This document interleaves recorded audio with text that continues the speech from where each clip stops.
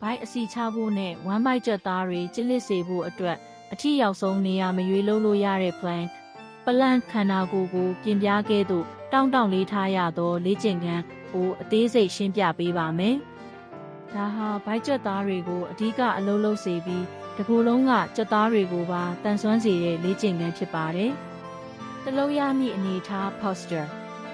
ကျမ်းပြင်ပေါ်တွင်မှောင်းလျက်အနေထားဖြင့်စတင်ပါ။တထောင်စစ်လက်ဖြံနှင့်ခြေပြားများကိုကျမ်းပြင်နှင့်ထိထားပြီးကြံခန္ဓာကိုယ်တစ်ခုလုံးကိုကျမ်းပြင်နှင့်လွတ်နေအောင်မထားရမည့်အနေထားဖြစ်ပါသည်။ယောဂဖြာယုတ်ကမတ်သို့မဟုတ်နူးညံ့ပြီးမချော်သောမျက်နှာပြင်ပေါ်တွင်လှုပ်ရန်အကြံပြုပါသည်။နှစ်စတင်လှုပ်ဆောင်ပုံအဆင့်ဆင့် step by step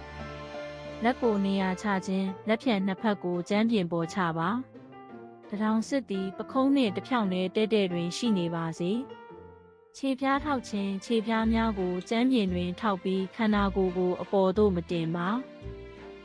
ခြေထောက်နှစ်ချောင်းကိုအနည်းငယ်ကားထားလျင်ဟန်ချက်ကိုထိန်းနိုင်ပြီးဆုထားလျင်ပို၍အားစိုက်ရပါမည်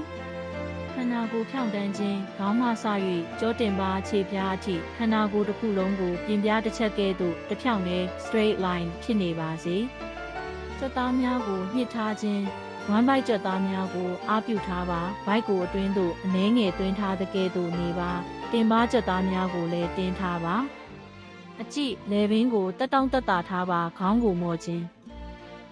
ငုံခြင်းမလုပ်ဘဲလက်နှစ်ဖက်ကြားရှိကျမ်းပြင်ကိုသာစိုက်ကြည့်ထားပါတောင့်ထားခြင်းထိုအနေထားအတိုင်းသတ်မှတ်ထားသောအချိန်ပြည့်သည့်အထိငြိမ်ငြိမ်လေးတောင့်ထားပါသုံးလို့ရမည့်အချိန်နှင့်အချိန်ရေအတွက်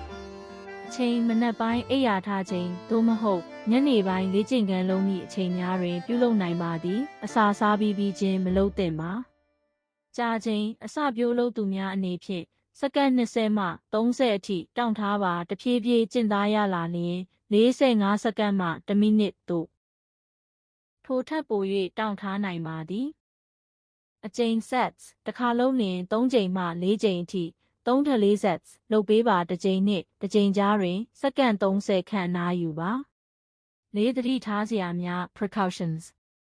အသက်မအောင်ပါနှင့်အားဆိုင်ရသည့်အတွက်အသက်အောင်ထားတတ်ကြပါသည်ထို့သောမလုပ်ဘဲပုံမှန်အတိုင်းဖြည်းဖြည်းမှန်မှန်အသက်ရှူသွင်းရှူထုတ်လုပ်ပေးပါခါအောက်ဆိုင်မကြပါစေနှင့်ခါကိုကျမ်းပြင်ဘက်သို့အောက်ဆိုင်ကျသွားပါကဝမ်းဘိုက်သို့အားမရောက်တော့ဘဲခါနာတတ်ပါသည်တင်ပါမထောင်ပါနှင့်တင်ပါကိုအပေါ်သို့မြှောက်မထားပါနှင့်ခန္ဓာကိုယ်သည်တစ်ဖြောင့်တည်းဖြစ်နေရပါမည်ကျန်းမာရေးခြေအနေခါနာတတ်သူများလက်မောင်းသို့မဟုတ်ပခုံးတန်ရာရှိသူများအနေဖြင့်ပြင်းပြင်းထန်ထန်မလုပ်သင့်ဘဲဆရာဝန်နှင့်တိုင်ပင်ပြီးမှလုပ်သင့်ပါသည်ငါအကျိုးကျေးဇူးများ benefits ဝမ်းဘိုက်ကြက်သားများကိုတင်းရင်ကျစ်လစ်စေပြီးဘိုက်အစီကြရန်များစွာအထောက်အကူပြုပါသည်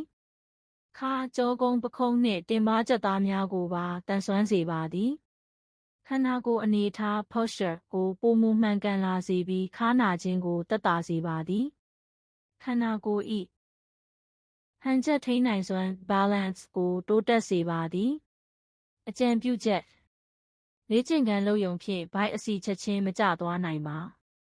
မှန်ကန်မျှတသောစားသောက်မှုပုံစံ healthy diet နှင့်တွဲဖက်လုပ်ဆောင်မှသာတိတာသောရလဒ်ကိုရရှိပါလိမ့်မည်